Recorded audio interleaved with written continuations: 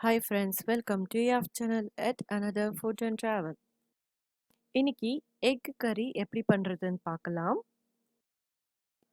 இது ரொம்ப சிம்பிளா ஒரு கம்மியான டைம்ல இந்த எக் கறி பண்ணி முடிச்சிடலாம். அது எப்படின்னு காட்ட போறேன். இதுக்கு தேவையான இன்கிரீடியன்ட்ஸ் டொமேட்டோ, வெங்காயம், பூண்டு, இஞ்சி, பட்டை, கிராம்பு, சோம்பு, இதை மஞ்சள், மிளகாத்தூள், தனியாத்தூள், கொஞ்சம் சால்ட் இதெல்லாம் சேர்த்து நான் பேஸ்ட்டாக அரைச்சிருக்கேன். நல்லா பேஸ்ட்டாக அரைச்சிட்டு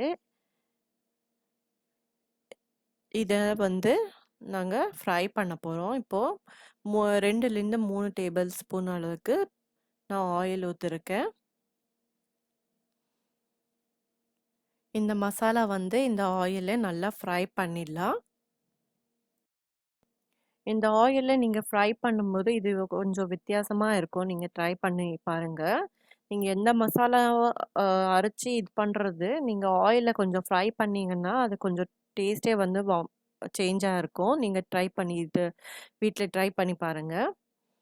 நல்லா இந்த ஆயிலில் இந்த மசாலா ஃப்ரை பண்ணிடலாம். லைட்டாக ஆயில் செப்பரேட்டாக ஆகிற வரைக்கும் இந்த மசாலா ஃப்ரை ஆனதும் அந்த ஆயில் தனியாக தெரிய ஆரம்பிக்கும். அது வரைக்கும் நல்லா வறுத்துடலாம் இந்த ஆயிலில்.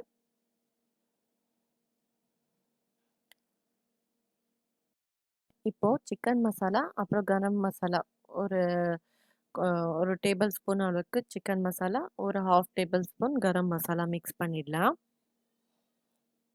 நல்லா இது ஆயில் லைட்டாக தெரிய ஆரம்பிக்குது பாருங்கள். அந்த மாதிரி நல்லா ஆயில் லைட்டாக தெரிய ஆரம்பிக்கும் போது தண்ணி சேர்த்துக்கலாம்.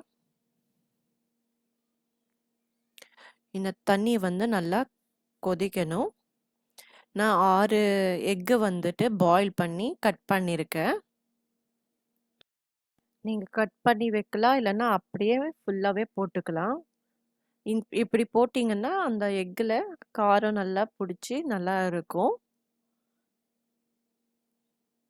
இப்போ எக்கை போட்டு நல்லா கொதிக்க விட்டுடலாம்.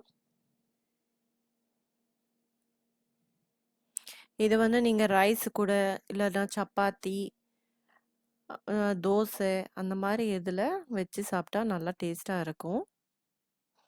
இது ரொம்ப டைம் எடுக்காது. இது அந்த மசாலா அரைச்சிட்டு நீங்கள் ஆயிலில் ஃப்ரை பண்ணிட்டாலே போதும். எக் பாயில் பண்ணி இதில் போட்டிங்கன்னா சூப்பராக இருக்கும். இப்போது கொத்தமல்லி தூவிட்டு ஃப்ளேம் ஆஃப் பண்ணிடலாம். எக் கறி ரெடி ஆயிடுச்சு. இதை நீங்கள் வீட்டில் ட்ரை பண்ணிவிட்டு உங்கள் ஃப்ரெண்ட்ஸ்க்கும் ஷேர் பண்ணாங்க. எப்படி இருந்துச்சுன்னு கமெண்ட் பண்ணுங்கள். தேங்க்ஸ் ஃபார் வாட்சிங். Subscribe to YAFT channel.